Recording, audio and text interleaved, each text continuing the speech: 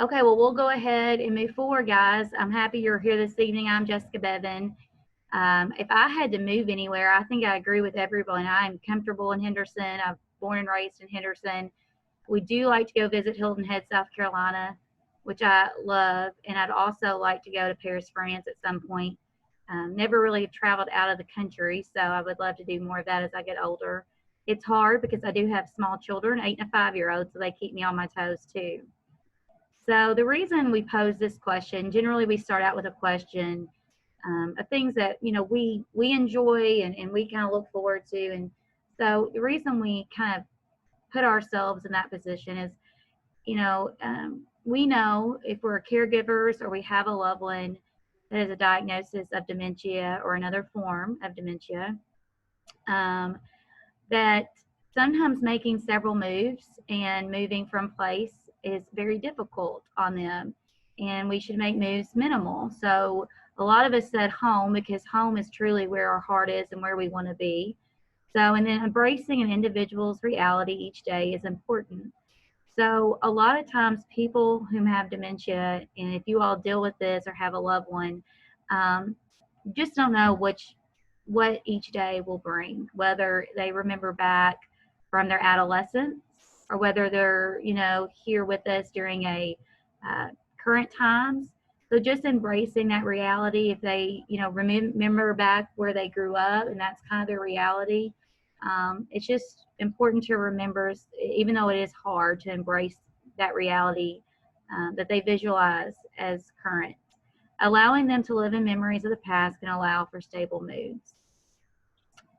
So we will go on to our next slide. And again, this evening we are talking about memory care. So how do we know if our loved one is ready for memory care? Well, there is a tool that the Alzheimer's Association provides, and I did send this out in an email, that is a safety assessment checklist. So some of your all's loved ones may still live at home independently, or with maybe a caregiver coming inside the home on occasion, or you as the family serving as that person coming in to check on them. But on this assessment, they ask general questions. Is the loved one still driving? Is your loved one taking medications as prescribed by their physician? Has your loved one experienced unsteadiness or sustained falls? Are there concerns about safety? Does your loved one live alone? Has your loved one got lost in a familiar place?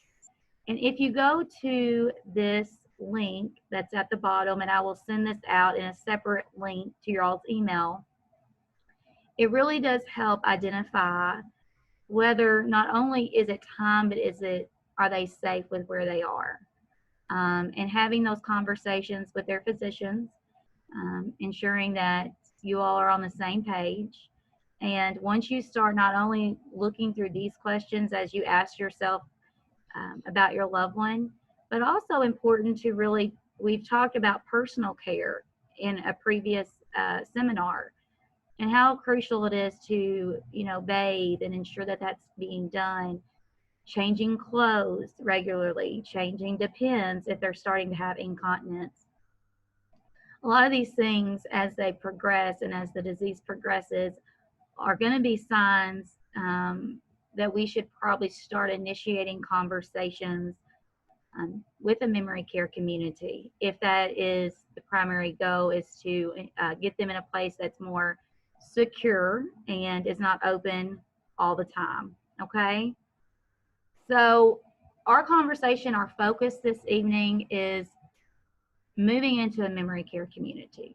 What are some things that we need to look for? Then we're going to go over costs associated with it. And then we're going to go over payer sources. Okay. So when you walk in, I cannot suggest enough how important it is to go visit a community. Taking an hour, scheduling out visits to local memory care communities and walking in those doors is highly important. So I suggest that always. Of course, with COVID right now and the state of what we're in, A lot of communities have made changes and are doing virtual tours. They're doing FaceTime meetings with families. So I would take advantage of those things when you're trying to make a decision. So these are some things that I suggest and that my book through my certified dementia practitioner training suggests as well. What do you see? So when you walk into the community, it's important to look at the surroundings and ensure the community feels safe. So one of the things, again, that we have discussed previously is ensure there isn't a lot of clutter. Look at the lighting to make sure the hallways and the bedrooms are lit, especially in the bathroom. Is there artwork on the walls? Does it appear to be home-like, which is super important? A first impression is everything. So make sure you really take that first initial impression and document what you see and how it makes you feel. What do you hear? Research suggests that ensuring the community is calm is quite important. And we will talk about differences in the environments that we could move our loved one into. But community is calm. You know, we did discuss last month with our hospice and palliative care conversation that hearing is the last sense to diminish. So soft music is always pleasant for most people, and it seems to do really well in the memory care communities. We do know that intercoms and alarms do become disturbances. So make sure you're really taking in all your senses. And a lot of communities now, the ones I have been in personally, and some colleagues that I have, really try to cut down the intercom usage, carry phones, alarms or silence alarms, or the pages go directly to the caregiver there on site. So it doesn't, it's not real loud. The other thing is, how are the living units when you walk into the apartments? What furnishings are provided and what furnishings aren't provided? Ensure the apartments are, again, home-like. Does it have a window? Are the spaces of the doorways bigger than smaller? Are they handicap accessible in case mom or dad or whomever had to use a wheelchair or a motorized scooter? Are the rooms private or are they semi-private? A lot of times living units, depending on the community that you visit, they do have shared units where on occasion they share the same bathroom, but their bedrooms are separate, but the bathroom is in between the two rooms. Some of them, it just depends on the community. So some of them are just private. Some people, philosophy believes that these individuals should only have private apartments with their own private bathroom and so forth. Is the apartment handicap accessible? Do the showers, are they ADA accessible where you could put a wheelchair in? Are the floors in the showers or in the bathrooms flush to the ground to help with tripping? Are there pictures on the walls? Or are you allowed to hang pictures on the wall? Hang televisions, things like that.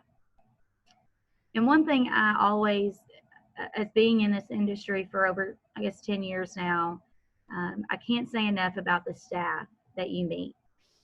You know, when we're making decisions for our loved ones, we want to ensure that the staff is well educated, is friendly, knows, has that personal relationship, if possible, depending on the size of the community with your loved one. Are they welcoming?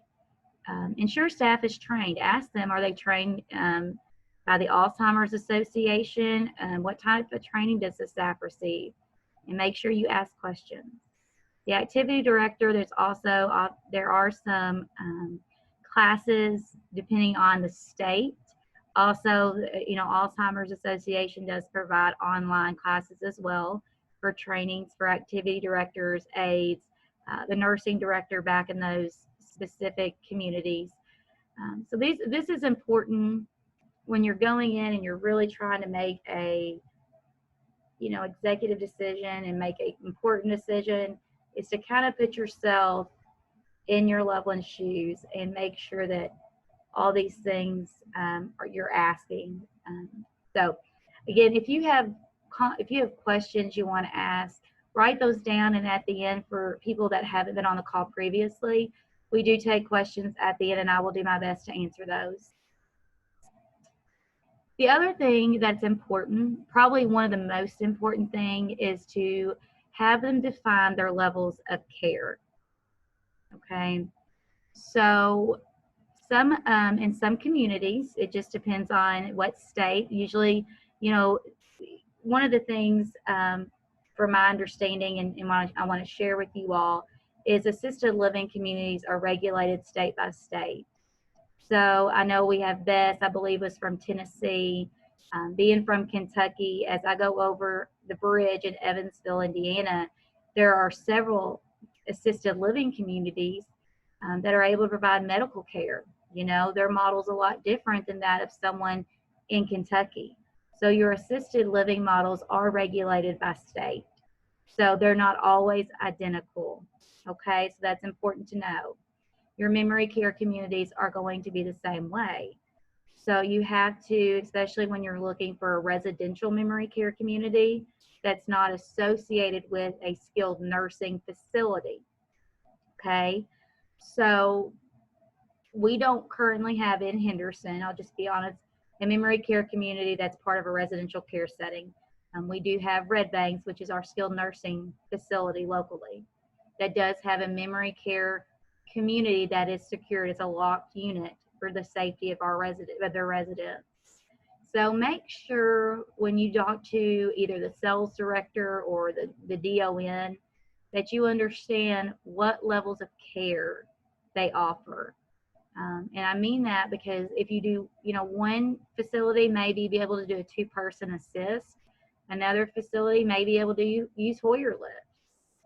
You just have to have them define so that you can make a decision with everything on the table. So you want to make sure that if mom is there or whomever your loved one would be, that when it may be time that they have to leave and they can no longer live in that environment. Okay, so ensure you understand the care plan offered. What does their license allow them to do? When will they have to move, if ever? What if behaviors start? How do they handle behaviors? Do they work with a geriatric behavioral health, such as St. Vincent's and at Serenity in Newburgh? Those are 2 locally, and Baptist Health in Madisonville has a Serenity or a behavioral health in relation to the geriatric population.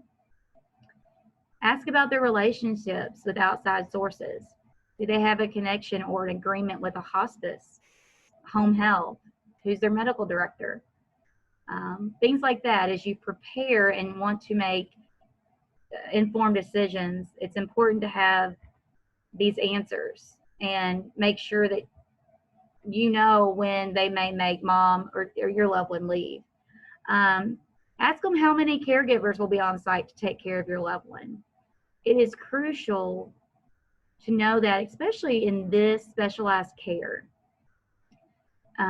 because your caregivers are going to be the ones providing that personal care every single day. And we cannot predict how often someone is going to have some incontinence issues.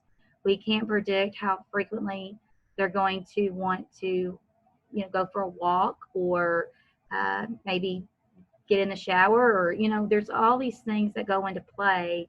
So it's important to know how many caregivers will be there to help take care of your loved one. And ensure you understand the cost associated with care, okay? So generally each community has what they call an assessment.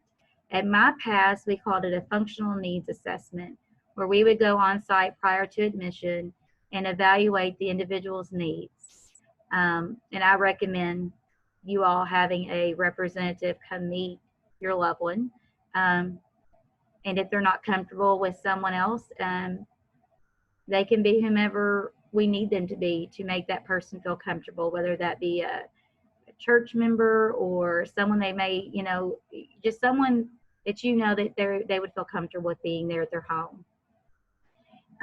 So ensure if costs are going to increase, because your loved one has declined or has improved, that you know that you know exactly when to expect, and that you're involved in those conversations if need be, because they will have clearly defined levels of care. So what one community will do and say, okay, they need assistance with their ADLs, with bathing and dressing and daily med reminders. One community may set that cost at $100 a month. And another community, it may be $500 a month.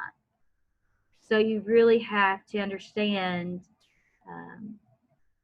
how those are going to affect the way you spend and the way that your loved one makes these decisions for their care, okay? The other thing that's important is the activities at the memory care communities. What do they offer? Make sure you get a copy and make sure you glance at it during your visit. Do you see anything that your loved one would enjoy doing?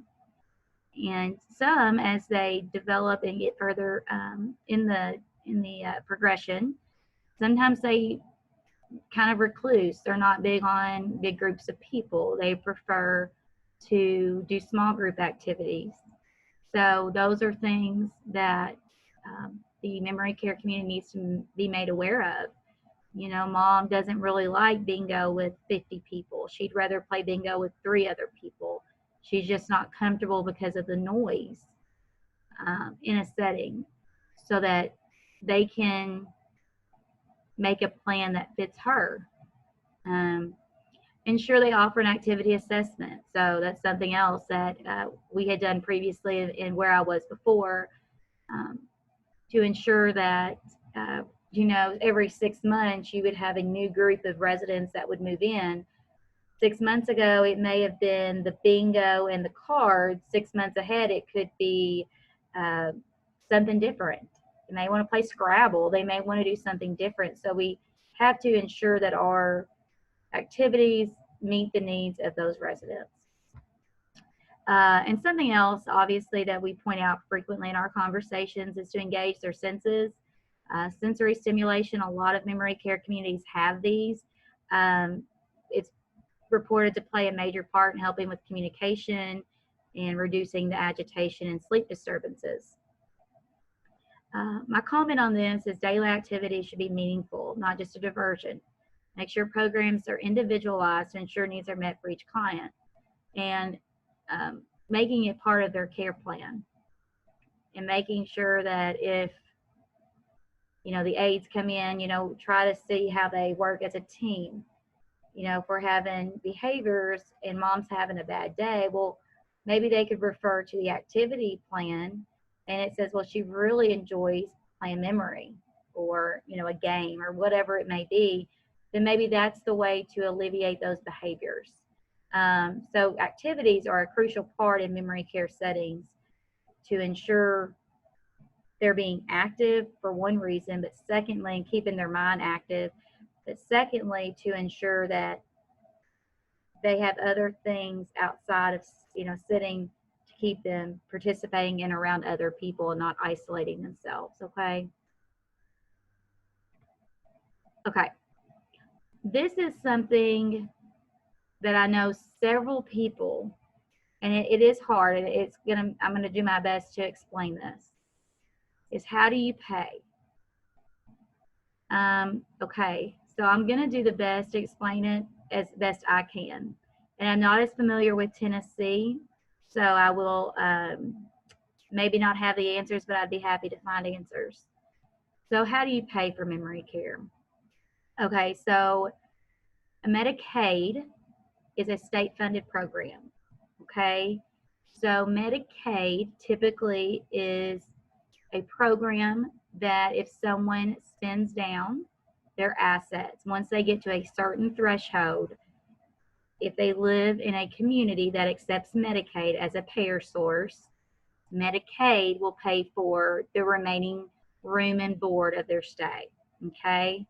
So let's talk through this. Assisted livings in Kentucky do not accept Medicaid. It's a state reg. It's not anyone's fault. It is a state reg. But in Evansville, just locally. Sorry, I have to use local, but there is some assisted livings that accept Medicaid. Okay. In Kentucky, it is not viewed assisted living, which sometimes do have a memory care community associated with it, do not accept Medicaid as payer sources. Okay. Medicaid is accepted at locally Henderson Nursing and Rehab and Red Bank Skilled Nursing Center, as well as the rest of the skilled nursing facilities across the state, because Kentucky is their certificate of need. So there are only so many beds eligible for this program. Okay. Private pay is accepted in every level of care. All right. So people from home instead, people from that come into the home, they will take private pay. Assisted livings, the nursing homes, they also accept private pay. So private pay is not just what you bring in every month in your retirement, your Social Security. It is going to be looking at a lot of people pay to stay in a level of care longer by cashing in things, by selling their home, by selling their car when they want to give it up, by having long-term care insurance policies, by being a veteran or a surviving spouse of a veteran to help pay because they're not ready for nursing care yet. Okay, so private pay is typically what people use no matter what level of care. Then once they spend down their assets and their funds, they will have to possibly move to a facility that would be Medicaid approved. Okay. Medicare, which is what we get when we get older, it's an insurance, the red, white, and blue card. That helps pay for, that helps pay for while we're being skilled. So let's say we go to a community that has occupational therapy, nursing care, they're doing some IV, routine IVs, occupation, like I said, Medicare will pay up to 100 days, okay? It's all based on the individual if they're making progress. And when you go into the community of your choosing that meets the needs of your loved one, they will be upfront and honest with you about this programs, about how much it will cost to pay for it, when we need to start looking at applying for Medicaid, which is, again, state regulated. So if you live in Indiana, it would be Indiana Medicaid. If you live in Kentucky, it's Kentucky Medicaid, and so forth. So Medicare is not, it's a federal, where Medicaid is state, okay? And private pay is what everyone has to do, typically no matter what level of care, once they stop getting skilled, and until they they spend down enough money to apply for Medicaid. Okay, I hope that makes some sort of sense, because it is very difficult. So the benefits of living in a memory care community, these are my thoughts. I have come from a background of hospice care and assisted living, and seeing the memory care setting now that we're venturing into that with locally, individuals are able to live in a setting where they're accepted. So what happens most frequently, us as loved ones, it's a move is difficult, not only on them, but ourselves. And so when we start to move them, possibly out of a community or from home, it's hard. But when that individual gets there, in not all cases, but most cases, they are living somewhere where they can be who they are now and be around folks that are trained to ensure their level of care and their needs are met. There's areas for them to go outside, but being at home or being somewhere where the individual has access to outside doors, patios, front porches, and we are concerned about them walking away, is when we really truly need to start looking into a memory care setting. Um, Employees are trained or should be trained effectively to reduce agitation. Um, in these settings, they are able to access with meal preparation. They generally use the Fiesta type of wear because we realize that visually those are more appealing and they can see better. They also can work alongside getting weighted utensils, things that they may need to help continuing to remain independent and provide feedings to themselves without having additional help. That's the biggest thing in memory care. You do not want to take their independence away. You want to provide them and be patient and allow them 10 minutes to put their shirt on and button it. You know, that's why the staff to care, or the caregiver to resident ratio is so important, because when we have 20 people to one, sometimes we can't properly, as CNAs and things, allow them the time to get ready. But sometimes that's all they need. They just need someone to be there and allow them that time. And that's what memory care really focuses on. Provide personal care, obviously, a secure community. Families and residents can have peace of mind not to have to worry or stress about their loved one eloping. The ability to age in place is more of a realization without having to make numerous moves. So, you know, the disease progress, as we've said in all of our conversations, no two people are just alike with the dementia. And the fact that they may outlive they may live a long time is realistic. And the ability to have them in a place that is accepting and has the people on board to be able to take care of them and ensure medications and things are taken care of, hopefully will keep from having urinary tract infections and cut down on having to go to hospital visits frequently. So maybe they will be able to stay there and age in place like we would want them to. My last comment is tour. Make the decision that you feel most comfortable with. If your loved one is still capable of being involved in that decision, I would highly recommend that. But at the point where we feel like they're unsafe to remain at home, it may not be the best for them to be involved, because they may have some anger about moving. You know, one of the things that I'll end on is, in my past, there was some families that had trouble with making the move from home, which I totally understand that. But they would tell them, because a lot of times both memory care and AL communities offer short-term respite stays. So a lot of times very frequently I would see people who would ask their loved ones, say, you know, will you go there for the week? We're going to be on vacation, if they're still able to be reasoned and talked in. And a lot of times they get there and they'd stay. It was the unknown that was scary, but it wasn't 100%, but it was definitely a very high percentage. So it's important to know those are options as well, that just because you're looking into it doesn't mean the decision has to be made that time, but it can be something that you can do on a trial basis and see how they're adjusting. And I always say you got to give it at least a week or 2 weeks. If they're only there a couple of days, it's very tough. So I had to throw in, I apologize for those that may not know, my husband and I are developing a memory care in our hometown here of Henderson, Kentucky. And based on what we discussed, it's kind of based on our combined 18 years of experience in senior care, are things that we definitely took into consideration when developing our community. So, you know, you have the high ceilings, storefronts that are going to be of downtown businesses, things that would be familiar to our, you know, the population that we think we will be serving.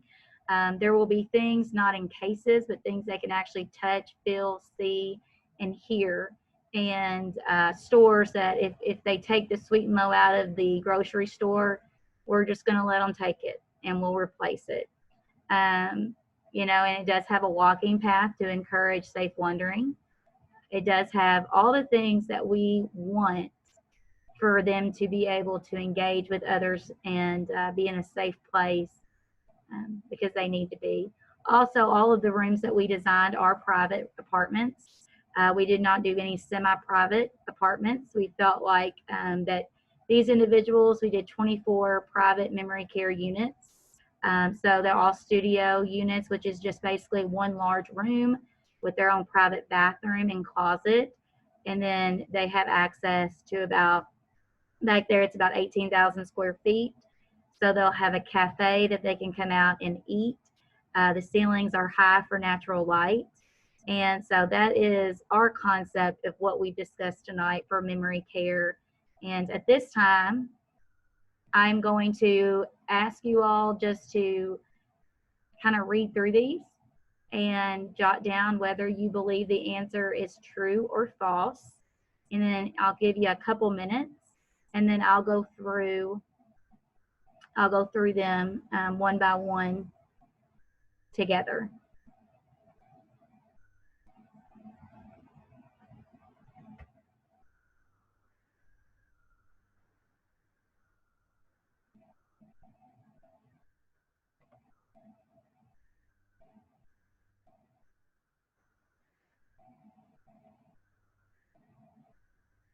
Okay, we will, on number one, going for a tour of a memory care community is important. Bring your loved one is up to the family.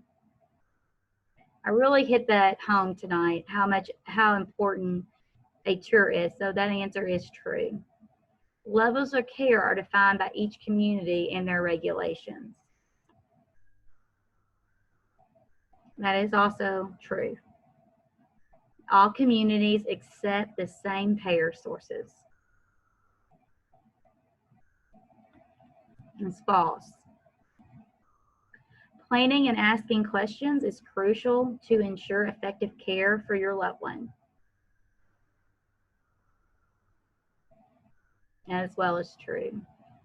So I think the important takeaway from this evening is knowing that memory care is a special designed and equipped, and those individuals who reside in those communities are really truly for the caregivers and the caregivers, excuse me, and the dietary team, they're trained and they receive the training, and they will do their best in keeping them safe and ensuring their well-being. And as you all know, if you're caregivers, every day we cannot predict, we don't know what will happen, but I can say in the case of our community that will open is every day we're going into is a new day, and we will continue to learn each day and take the best care of folks. So these are resources at the end of our conversations. I send these out to you all. I will conclude the safety checklist assessment if your loved one is still at home or possibly in a community where you're starting to feel like maybe they need an additional level of care.